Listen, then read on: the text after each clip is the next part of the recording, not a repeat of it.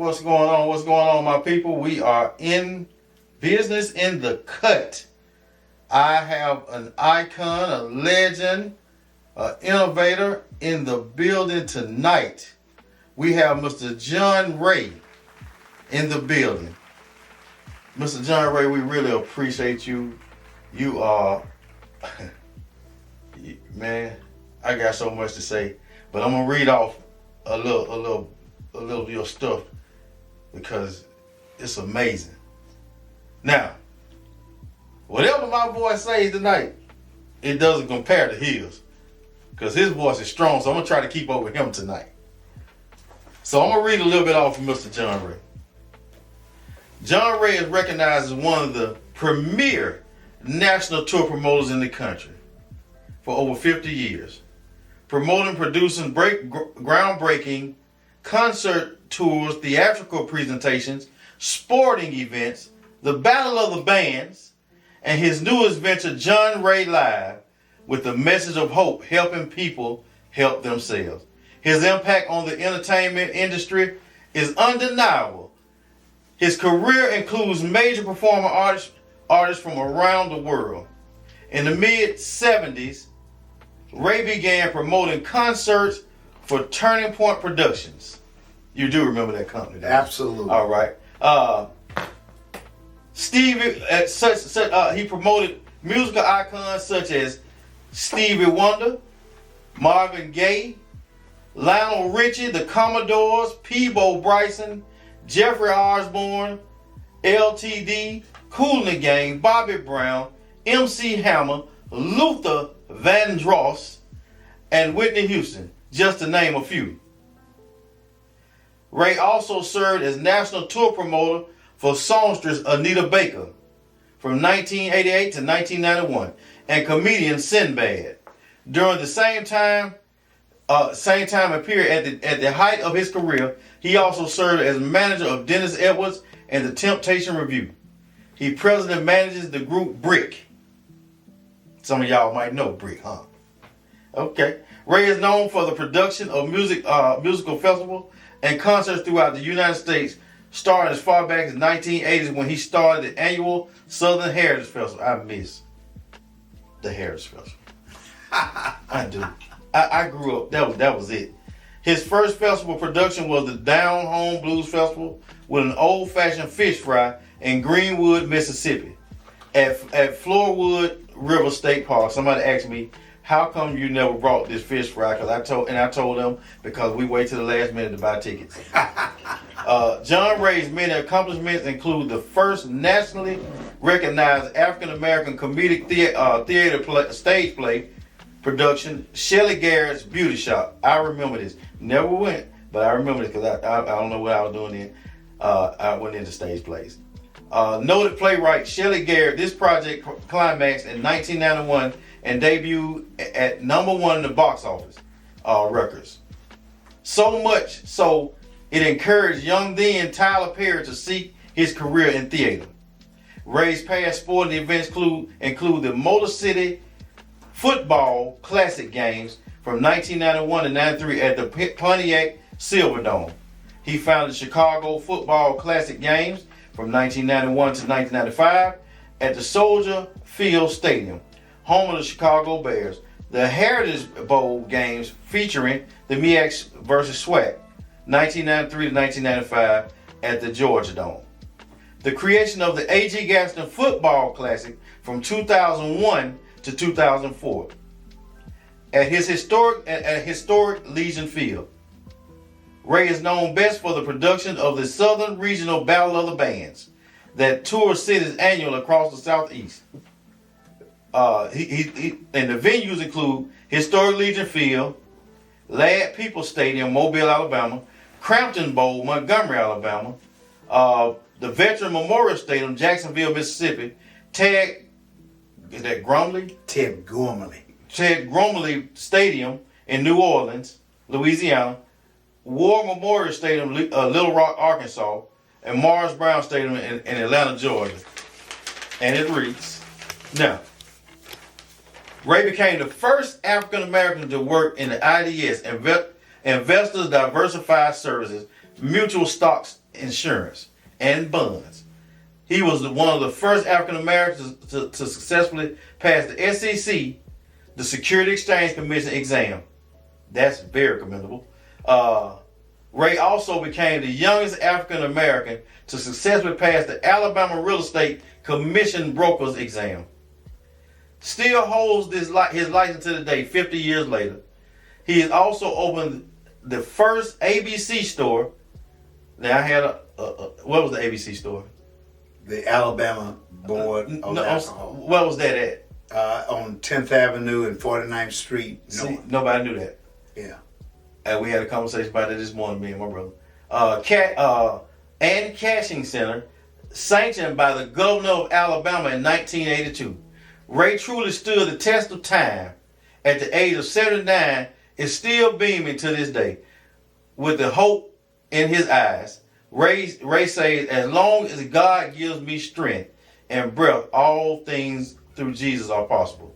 Remember, you must always dream big, think big, believe big in yourself. And keeping possibilities. Oh, wait, I messed that up. Dream big, think big, believe in yourself, keep possibly thinking alive in your heart. And I don't know what it said right there because it cut me off. And trust in God and put Him first in all that you do. With over 50 years experience, Ray has maintained an impeccable reputation with his colleagues and the patrons that serves across the United States, now as Just in Time Music Incorporated. John Ray was born in Century, Florida. He went to George Washington Carver. That's not the real Carver, y'all.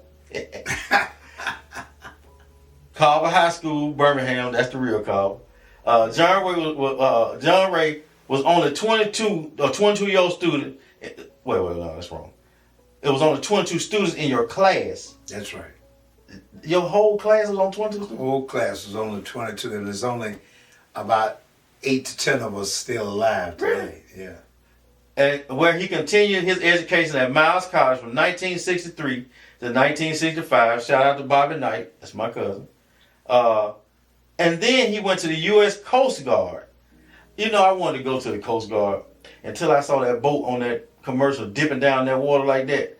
I didn't want to go to the Coast Guard no more. And that was real too, buddy. Yes. In 1965 to 69, he returned to Miles College to complete for undergrad studies in 1971 and continued his advanced studies at UAB in Birmingham and Samford University.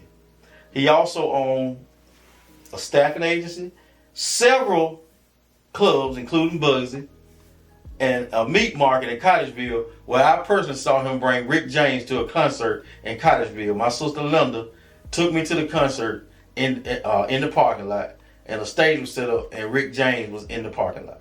The real Rick James, no play. So now, I was in Bugs one night. He called Luke on the phone and put him on speaker. That's just a few things. Now, I got a question. How many event centers, club, whatever, how many have you owned? I just got to ask. I don't have a clue. I know you don't, because we was talking about how many years it's been. We couldn't even think of Bugs this year. We couldn't think of the name. You called a Mozambique. You called so many. I was like, wow. Well, the first of all, thank you for having me on your show. I appreciate that very much.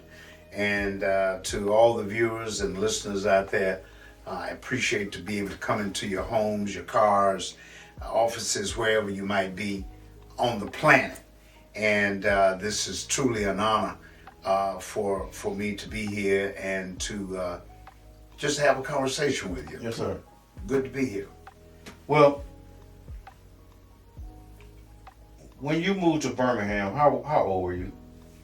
Well, when I moved to Birmingham, I was probably 18 or 19, because I graduated in 63 from high school from George Washington Carver at the then Century, Florida. And I came up here, graduated in May, and I started at Miles in the fall of 63 at Miles College. So that's when I actually moved to Birmingham.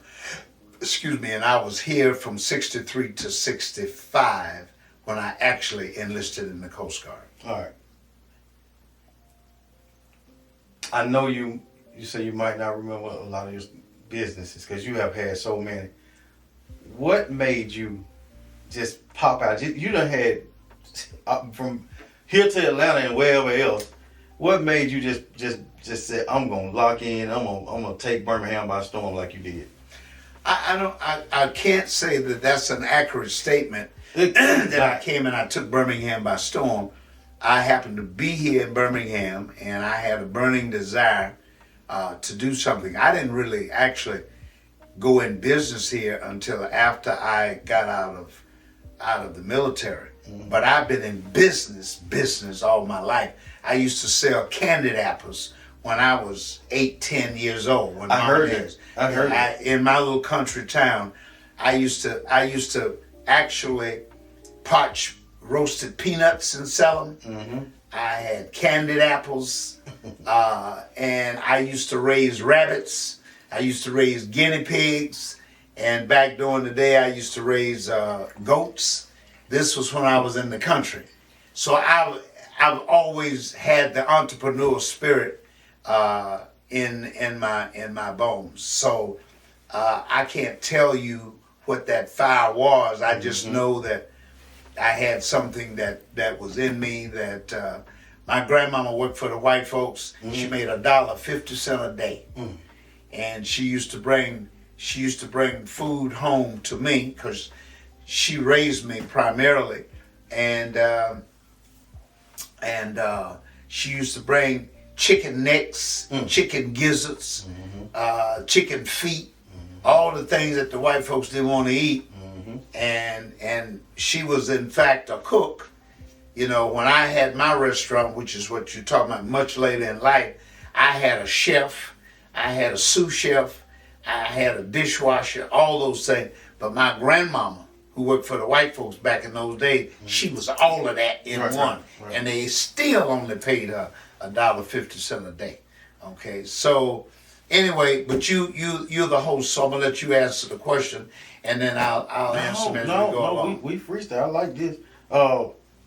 Cause I remember Mama Ray. What was your mama's name? Mary Ray. Mary Ray Crim. I remember her. Mary Ray Crim. And she was always nice to me. She used to bring her boys to the barbershop. From the when she had a boarding house operation. Yes, sir. She used to bring them down. Yeah. Did you work for Clint Simpson? I worked for Kevin. I was the one on the end. But was it in that same shop? Well, yeah. I was the one at the Masonic Temple. She used to bring them in there. Okay. Clint was my uncle. Okay. But she used to bring them in the temple. Clint Simpson was your uncle? But Kevin, see, we didn't talk about this off camera, ladies and gentlemen. So we just doing this impromptu. We just impromptu. Yeah. This is just as real as you can get. Oh yeah, that's how I like it. That's the only way. Clint was also not only was he a barber, and his sons were barbers. He also was our piano player. We had 21 in our family. 21 barbers. Yes, yeah, sound like the Etheridge brothers. Beulah was a Beulah Baptist Church. Yes, sir. Yes, he sir. was our choir director, and he could never went to school for music or nothing. Yeah. And could he called it a yana. Huh? He called it a yana. Yeah, well, whatever the yana was, he could beat that yana to death. Yeah, he called it, said make that yana talk. Yeah, he could make it talk. Yeah, I mean he had the spirit and he could play. How hard was it? Getting started when you first started out, though? Well, when you started, were you talking about in the music business, in business? Well, which one of those businesses are you talking about? You done had a lot of them. I've had a lot of them. You have had a lot of them. Yeah. And business and music business. Yeah, all of that. Which came first, the business business? The business became before I got into the music business. Yes, sir. I was always infatuated with one thing at a time. When I was in my little country town, that's when I raised the guinea pigs and the rabbits and the goats and stuff like that, sold peanuts and candied apples and stuff, and quiet as it kept. And I'm sure we're gonna get to some of these things, but during the day, we didn't have bathrooms, we had outhouses. Yes, sir. And we had one of the Cadillac outhouses in my little country town, because we didn't have one, but we had two toilet stools out there that you had to fan you behind in the air and wave it like you just didn't care. Yes, sir. But my point of it is that that was when I was initiated way back in the day of being in business, and I didn't get into the music business until I came to Birmingham much later, even after I got out of service. I always wanted to sing. Okay. Yeah, I wanted to sing. Can you sing good? Nah, can't carry a note with a bucket and in a bucket. But well, yes, I can. I can do just that. Yeah. I can carry a note in a bucket. In a bucket, yeah. But I was always fascinated by Jackie Wilson. Okay. The singer Jackie Yes, Wilson, sir. who was a hell of a performer. Yes, sir. And a tremendous singer. Yeah. And that's where Elvis Presley and all of them got the dancing and stuff like that from, was Jackie Wilson. And the women used to tear off his clothes. Yeah. And I always wanted them to tear off my clothes. And that's what it was, infatuation. But that's really what I wanted to do. I wanted to sing until they told me I really couldn't sing. But I was still infatuated with Jackie Wilson. And that's basically how I got into the music business. And the rest is history. Okay. Well, you met all walks of life in the music business. Oh yeah, no question. Yeah, and I know you have endured so many things with these promoters out here. When you was in the, when you first started out, how hard was that dealing with other promoters? Because I know sometimes promoters try to be able to, but when they saw you cut your throat. Yeah, and when you went in there, you already know business. Well, no, it really wasn't cute. It really wasn't that simple at all. There was a much older gentleman that was basically controlling the music business in Birmingham by the name of J. Earl Hensley. Okay, J. Earl Hensley was the old guy back during the day who was the cream de la creme. He was the guy that brought, I remember back in the day, he brought Jackie Wilson, Sam Cooke, all of them on the same show. And the tickets was like $3. Okay. Yeah. Oh yeah. So to get them back then, how much was it? Well, I don't know, because I didn't have them back then. He did. Okay. I'm just telling you. Okay. The conglomerate or the concoction of talent that he had on one show, and what it cost as it relates to a person buying a ticket was $3. And as time progressed along over the years, and I got a lot of posters and stuff, that over the period of time between UQ and D, which is our engineer. Yeah, engineer videographer for right now. You'll get a chance to see a lot of the posters. But anyway, I had the Isley Brothers and Rare Earth in Mobile, Alabama, and the tickets was $6.50. Wow. In my lifetime. Wow. Okay. So it's been a growth, and here. I want to say back in May, which was the week after Mother's Day, the four queens were here on one stage, which was Gladys Knight, Shaka Khan, what's the girl's name? Patti LaBelle and Stephanie Mills. They all was on the same show. And that show here in Birmingham grossed well over $1 million. And some of those tickets was as high as $500. Really? I'm saying that so that you can get an idea. From $3 during Mr. Hensley's days, $6.50 during my days, and then from $89 to $500 today's ticket price. I remember, I think it was Tamar came one time. Her ticket was $4.50. Might have been, and Chris Brown is coming on October 11th, which is my birthday. You know something that I didn't like? I gotta say this. AL.com, one of those writers did a story on Chris Brown saying controversial R&B artists coming to town, and then listed all the things that he had did bad. And I was like, he coming to do an R&B show. What does this got to do with anything? Well, you know, bad news sells. It does. You know, It does. you gotta understand, as Trump say about fake news, Right. which he fakes a lot of the news. But the bottom line is that you're looking at what's real and what's not. It's unfortunate, but controversy, bad news sell. As old Faber go, the young man that helped the little old lady cross the street because she needed help with her groceries gets no recognition, and that don't make no news. But let's say he was 22 years old, and he was a gentleman. He was taught, and his parents taught him how to respect his elders and stuff like that, and he helped her cross the street. That ain't no news.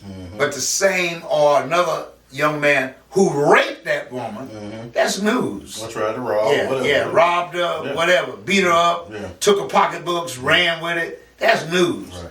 It's not good news. Yeah, but it It sells. I heard an actor, Terrence Howard, in a movie one time. He said embellishment sells books.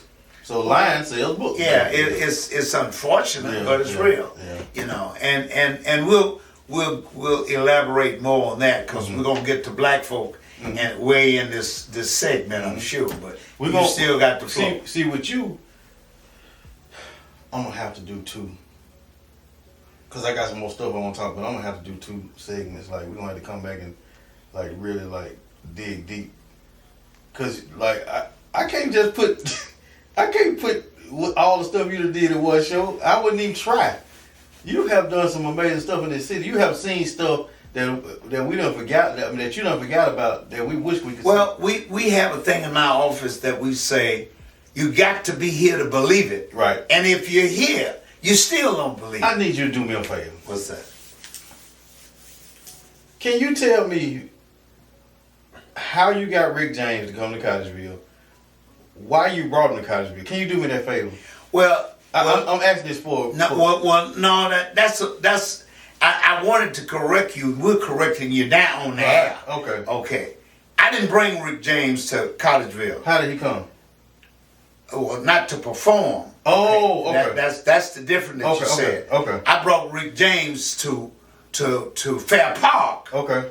And we had the largest and still hold the largest attendance record to this day. Okay. We brought Rick James to Birmingham either 76, 7, somewhere along in there. Okay.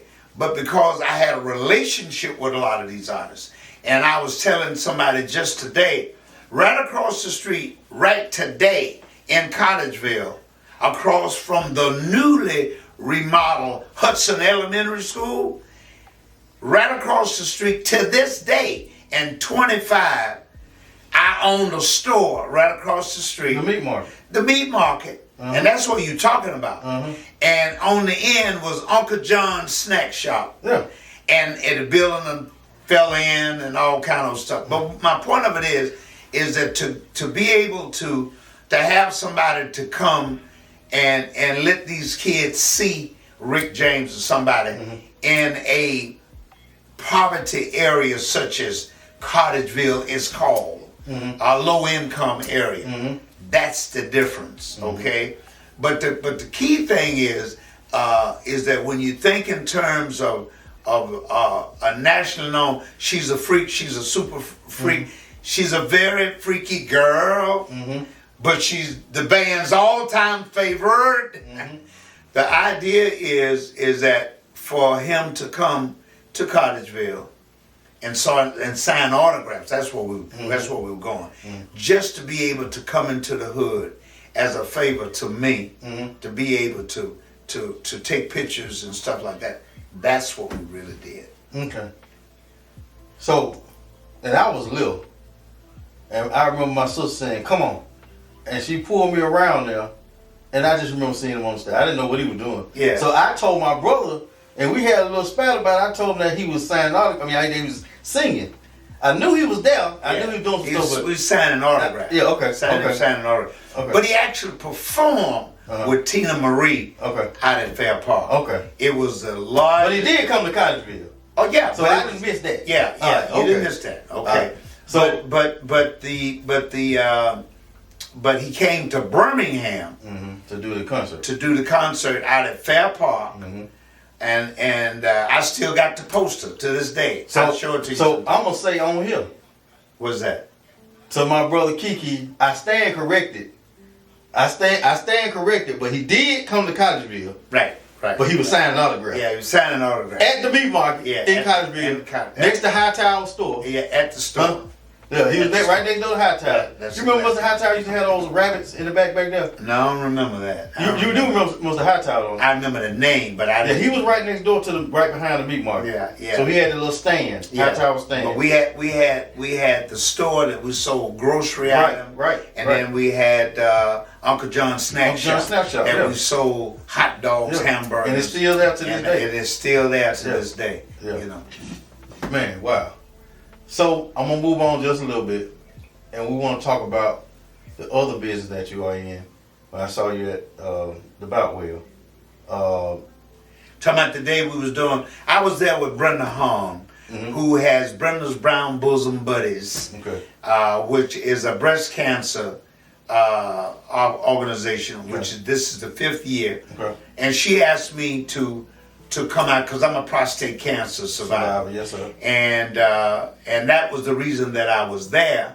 Is that particular morning, some of the foot soldiers, they was having a parade that morning when you were there. I don't remember the foot soldiers. I'm sorry? I don't remember the foot soldiers. Yeah, and so I was there at Brenda's Brown Bosom Buddies table, passing out prostate cancer, which is a dreadful, deadly disease in the black community, in the community at large, but especially in the black community, because 1 out of every 6 black men over 40 years old will most likely have cancer, prostate cancer, before they die.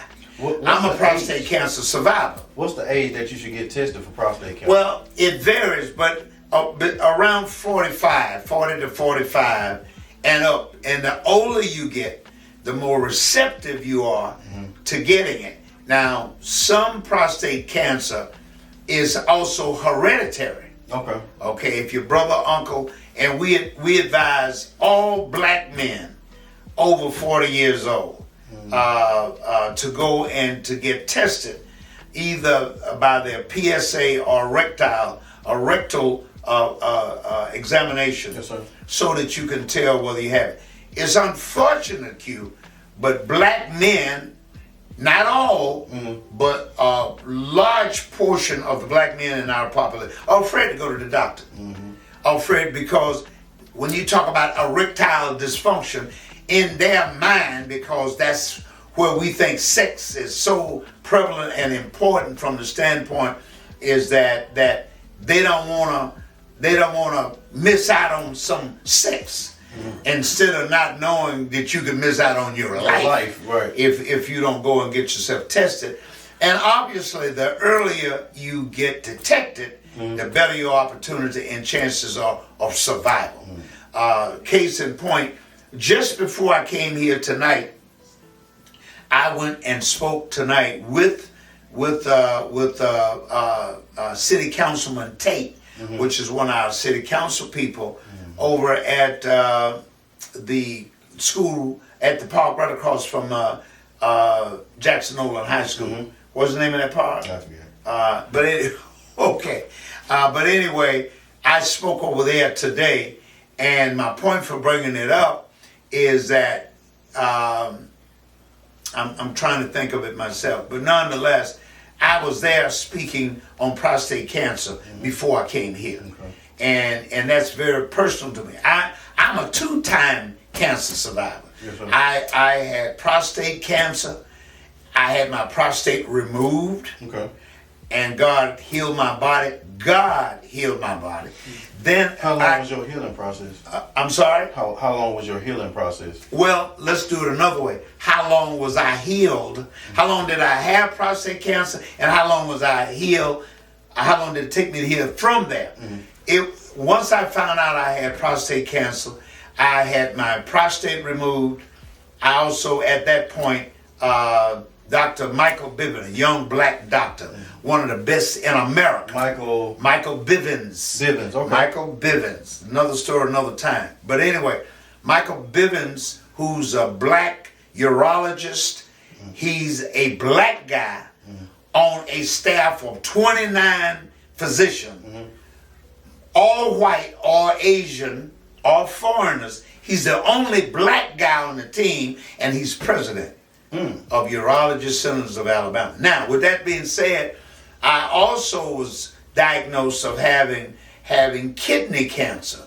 Well, they didn't know what it was, but anyway, it turned out to be kidney cancer. Right. And Michael Bivens, in fact, did the surgery on my left kidney, and it turned out that I also had diagnosed of kidney cancer, and they in fact did surgery. It was removed, and he said he believed he got it all. So once again, I had not one, but two cancers. So I had prostate cancer and kidney cancer, and God healed my body. Yes, sir. And I'm 79 years old now, And I'll be 80 in October 11th. 11. I know. I So- put it on my calendar. Yeah, and I am doubly blessed. So it is. I feel it is my responsibility. And Brenda Hong said, Mr. Ray, there's not a black male advocate for prostate cancer in the state of Alabama, to her knowledge. And when I found out about it, she's right. And as a result, I took it upon myself, knowing how God has blessed me with coming out of 2 cancers, and there's not a black male advocate for black, and I promote. And like you said, I'm a promoter, so some men, they feel like they don't have time, but some of them feel like it's embarrassing. well, no, not feel. They do feel. No, right. I had another friend. Well, let me give you the story that I related just this afternoon. So when I found out I had prostate cancer, I came back and I told my male friend at the time, I said, hey man, we're same year's children. I'm born in October, and he was born in February. And I said, man, I want to let you know I found out I had prostate cancer, and you are my best friend. And you need to go and get yourself checked. Have you checked your colon? He said, yeah, I checked my colon out. I said, have you either got a rectal check or PSA check when they check through your blood? And he said, no. I said, you need to go, man. You need to go. You don't need to wait. Because if I had waited, I wouldn't have found out, and I may not be living today. He said, I'm going to go. I said, no, you don't need to go. You need to go. And he found out 6 months later he had prostate cancer. And 6 months after that, he was gone from this earth. Wow. Okay? So what's your point?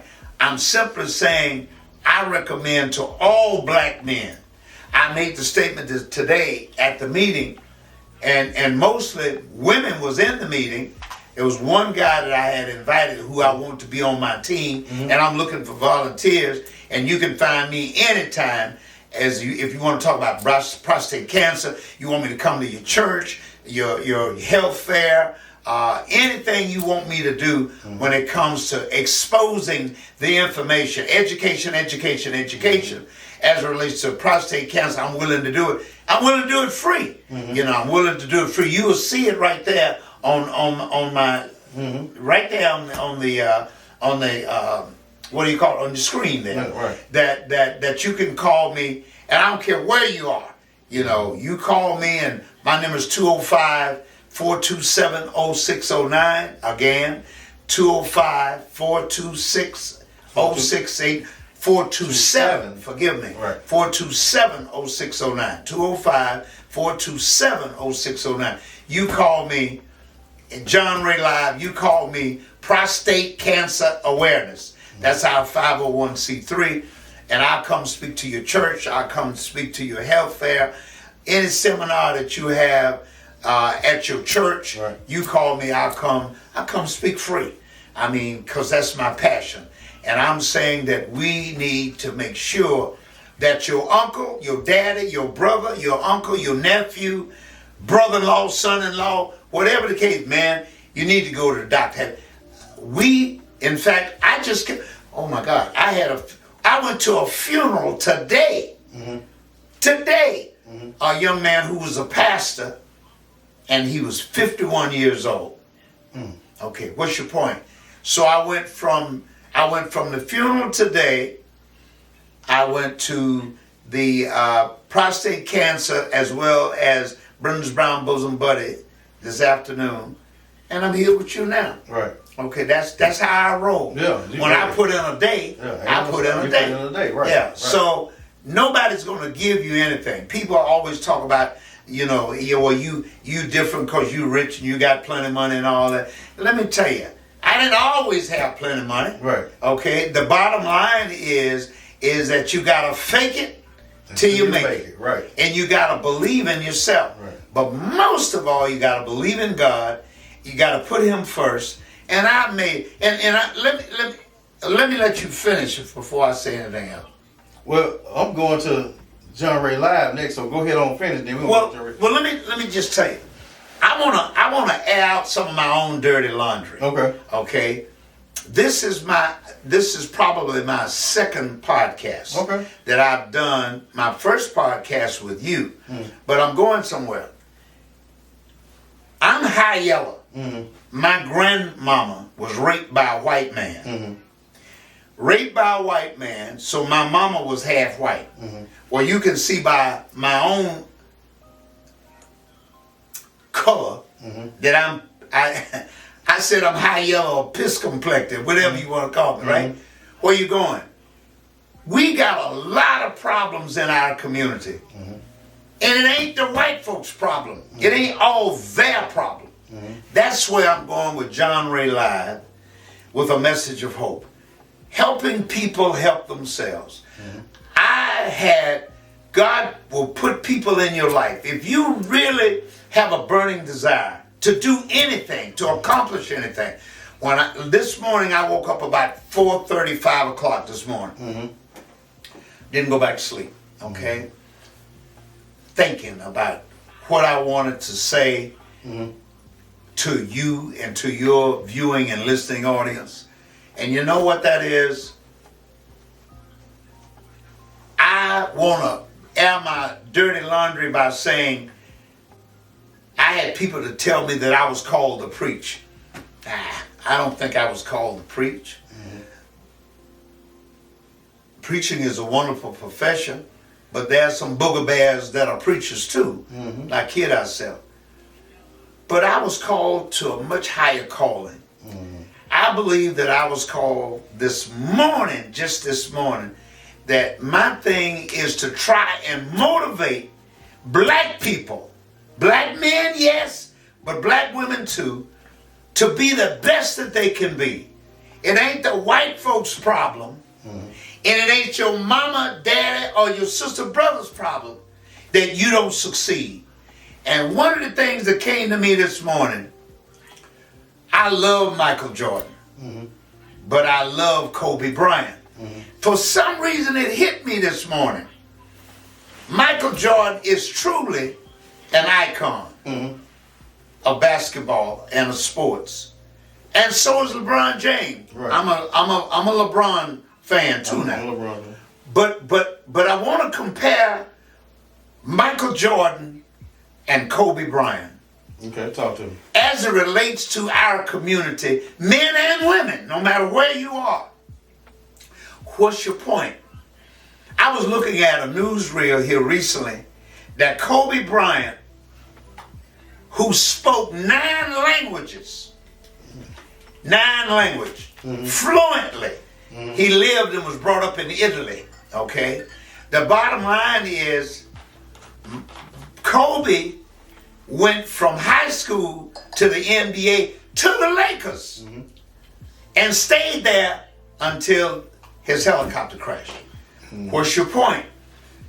He said, I want to go into the NBA because I want to play against Michael Jordan, the very best. That's where I'm going. You have a guy here, Kobe Bryant, who's just a kid, But in his mind, he has greatness in his mind. He wants to play basketball, but he don't want to just play basketball. He don't want to just make money. He want to play the best. Right. That's where I'm going. Right. And who was the best at that time? Michael Jordan. Right. So he's saying, I'm going into the NBA so that I will be able to play against Michael Jordan before I go to college. I'm going into the NBA right out of high school so I can play against Michael Jordan. Where you going? I'm saying you're talking about the teacher and who drove himself to perfection. Michael Jordan didn't even make his high school varsity team at 15. Right. You got to be kidding me. No, the great Michael Jordan flunked his varsity team. Well, what's your point? That is my point. But because he got wiped out and his coach didn't choose him, that was his burning desire to prove that I can be. Right. I can make it. I can be on the varsity team. He became not only on the varsity team, but he went on to be the best scorer on the varsity team. And let me tell you about money and about the white folk out there. It's all about the money. Ain't a damn thing funny. So as a result, everybody, all the colleges was looking for the best athlete, and he wound up going, I believe, to North Carolina State. Yes, okay? What's your point? That is my point. And the rest is history. But Kobe, besides Michael wanting to be the very best, while everybody else was going out clubbing, chasing the girls, doing drugs, they weren't doing that. Yeah, Michael wasn't doing that. Michael was spending 12, 15 hours not only training his body, not only eating right, but he wanted to be the best athlete. Michael Jordan says, I wasn't competing against nobody but myself. And that's the way Kobe thought. Okay? So I'm saying... Which one? All right, good. Do I continue? Yeah, we continue for a few minutes. Okay. The bottom line is Kobe had that same mindset. Right. That's where I'm going. Right. He was the teacher and mentor, even though he wasn't teaching or mentoring Kobe. Right. But that's where his mindset was. So I have it in my brain that I want to, all the mistakes that I've made, good, bad, and the ugly, I want to be able to say it on my podcast, on my radio show. Tell them before we get out, tell them about John Ray Live right quick. John Ray Live with a message of hope. I want to be able to let our people know that I'm disappointed in us from the standpoint that our problems is not the white folks' problem. They lend a lot of stuff. The reason we got all these problems all the way back to Willie Lynch. But I'm talking about, why can't we have a flourishing neighborhood? Why can't our black politicians do what they promised they was going to do when they was going to get elected? Okay, that's where I'm saying is that there's so many things that are wrong in our neighborhoods that we need to do some correcting ourselves. And one of the first things is that charity begins at home and spread abroad. We got to teach our children from the womb to the tomb.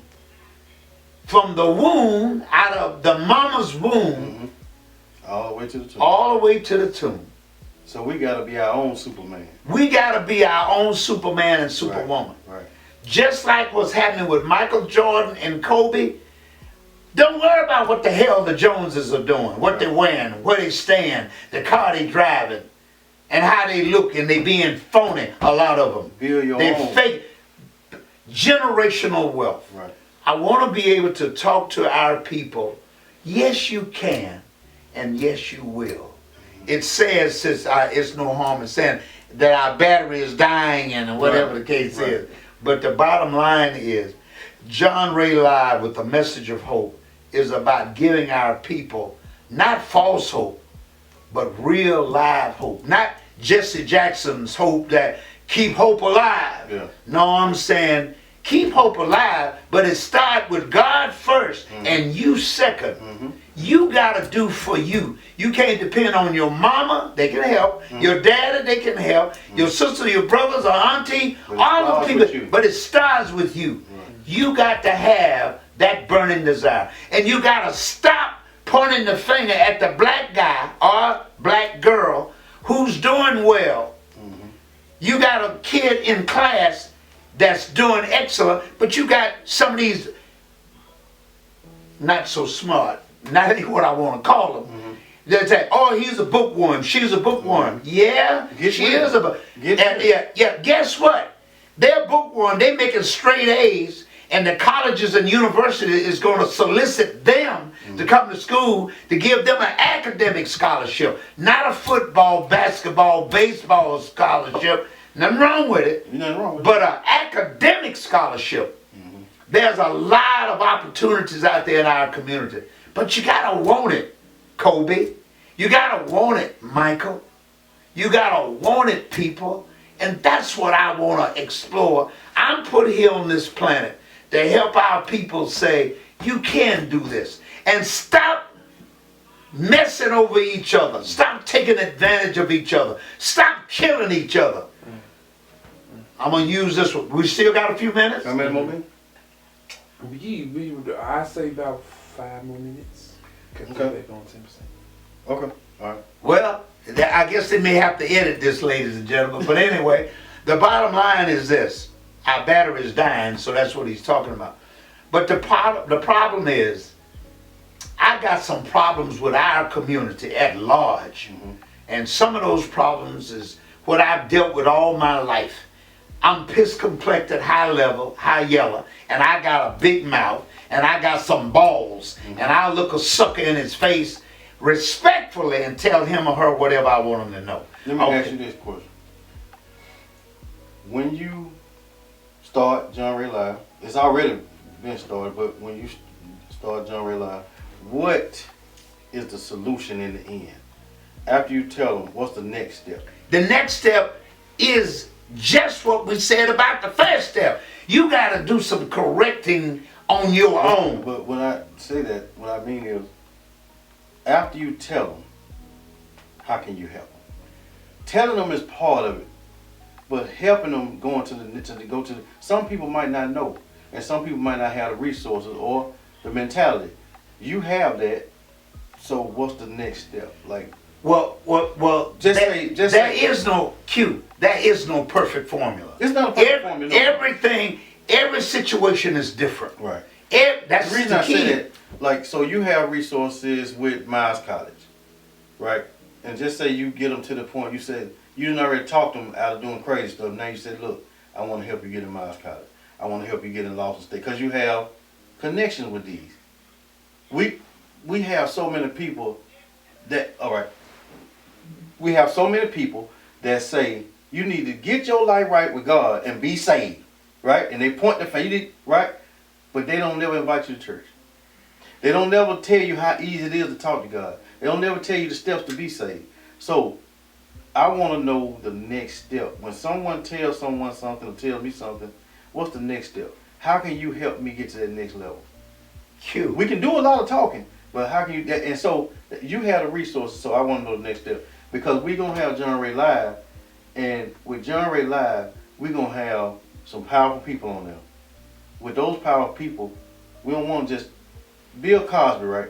When Bill Cosby was doing his show, he was telling black people what they need to do. Same thing. We do need to do that, but what's the next step? And black people went against him when he did that. Well, you got to understand that that's part of the problem. Right. Part of the problem is that part of the problem is there is no one-step solution. There's no one-step solution. There's no one-step solution. Let me tell you, a college education is not the only way you can make it. It's not. You're a barber. It's not. If my It's a son, trade. my son Jonathan, I got 2 boys. I only have 2 boys. Okay. One, I got 2 boys and 5 daughters. Okay, I was taking advantage of a lot in my young days. Okay, the bottom line is, my son Jonathan is born on October the 9th. My son Justin was born on October the 11th, the same day as my birthday. Jonathan said to his mama and me, I don't want to go to college. I'm not college material. Okay. And he said that. Barely made it out of high school. Didn't want to go to college. You have to tell me because I don't know when our tape is going to be over. We got about 2 more minutes. I'm gonna cut it off then. We gonna cut it off. We got to go. We got to bring this back again. We got to. I'll be here for that. I'm ready. Ready for the next time. Anyway, I tell you what, we're gonna do a part 2 of this. We got to, because I can't let him go like that. So I want to thank you for liking and sharing and tuning in always. I want you to go and check out John Ray Live. I don't want to say it. You want to check him out? Go to John Ray what? It's going to be John Ray Live with the message of hope. We'll have our website out there shortly. Okay. But more importantly, you can call and get any information you want on that number that I just gave you. And you're gonna push it on Tell Facebook. that number again. That number is 205-427-0609. Okay. 205-427-0609 for John Ray Live with a message of hope. A message of hope. We will give a shout out to Green Acres Cafe, Ensley in downtown Birmingham, Green Acres Realty Enterprise, and we want to give a shout out to Redmond Vodka, not a sponsor, but Redmond Vodka, Face Card Podcast, and Taste It. We're going to give a special shout out to one of our sponsors, AEG Entertainment. So we want to thank you. Go to your chef and get the Birkin bag. Tell them I sent you. And we out.